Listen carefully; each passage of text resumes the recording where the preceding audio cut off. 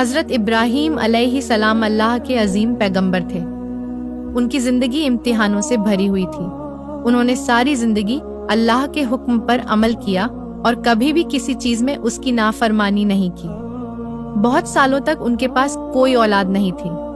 बहुत दुआओं के बाद अल्लाह ने उनको एक बेटा अता फरमाया जिसका नाम हजरत इस्माइल अलैहिस्सलाम था। यह बेटा उनके लिए बहुत अजीज था क्योंकि बहुत देर बाद मिला था और अल्लाह की रहमत का निशान था।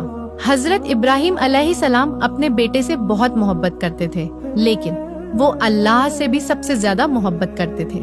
जब हजरत इस्माइल अलैहिस्सलाम कुछ बड़े हुए और चलने फिरने के काबिल हुए तो एक दिन हजरत इब्राहीम अलैहिस्सलाम ने ख्वाब में देखा कि वो अपने प्यारे बेटे इस्माइल को अल्लाह के लिए कुर्बान कर रहे हैं। यह ख्वाब उन्होंने कई मर्तबा देखा। पैगंबरों के ख्वाब भी वही का हिस्सा होते हैं, इसलिए उनको यकीन हो गया कि यह अल्लाह का हुक्म है। हजरत इब्राहीम अलैहिस्सलाम ने अपने बेटे हजरत इस्माइल अलैहिस्सलाम से कहा कि बेटा, मैंने ख्वाब में देखा कि मैं तुझे कुर्बान कर रहा हूँ, तेरा क्या ख्याल है? हजरत इब्राहीम अलैहिस्सलाम ने इस बात को सुनकर कहा कि अब्बा जान, जो आपको अल्लाह का हुक्म मिला है उसे पूरा कीजिए। आप मुझे इंशाअल्लाह सब्र करने वालों में पाएंगे।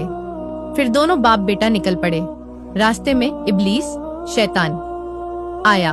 हजरत इब्राहीम अलैहिस्सलाम को बहकाने लगा, कहने लगा, अपने बेटे को मारोगे? औलाद तो अल्लाह की रहमत होती है। हजरत इब्राहीम अलैहिस्सलाम ने उसे पत्थर मारा। फिर शैतान हजरत इस्माइल अलैहिस्सलाम के पास गया, उन्होंने भी उस पर पत्थर फेंका। तीसरी मर्तबा शैतान हजरत हाजरा के पास गया, उन्होंने भी उसे पत्थर मारा।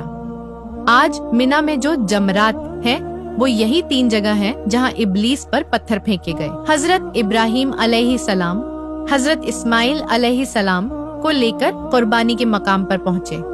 एक सुनसान वादी में हजरत इस्माइल अलैहिस्सलाम ने कहा, अब्बा, मेरी आंखों पर पट्टी बांध दे, कहीं आपका दिल न कांप जाए, और मेरी कमर को रस्सी से कस दे, कहीं मैं हिल न जाऊं, और छुरी तेज कर लें ताकि मुझे तकलीफ कम हो।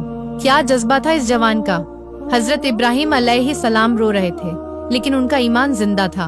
उन्होंने हजरत इस्माइल अलैहिस्सलाम को जमीन पर लिटा दिया, मुंह के बल, ताकि बेटा आंखों में न आए। छुरी उठाई और हजरत इस्माइल अलैहिस्सलाम के गले पर चलाई, लेकिन छुरी नहीं चली। दोबारा चलाई, फिर भी नहीं चली। छुरी काटने से इनकार कर रही थी क्योंकि अल्लाह ने उसे हुक्म दिया था कि कुछ न काटे।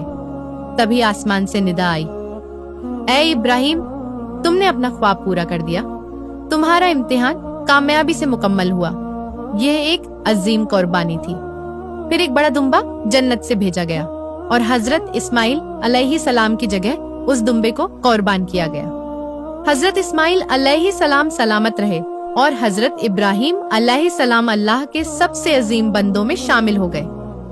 हजरत इब्राहीम अलैहिस्सलाम ने देखा कि उनका बेटा हजरत इस्माइल अलैहिस्सलाम सलामत उनके सामने खड़ा है और दुम्बा कुर्बान हो चुका है। वो रोए, खुशी के आंसू। हजरत इस्माइल अलैहिस्सलाम ने अपने बाप से लिपटकर उन गले लगाया। हजरत इब्राहीम अलैहिस्सलाम और हजरत इस्माइल अलैहिस्सलाम दोनों सजदे में गिर गए और अल्लाह का शुक्र अदा किया।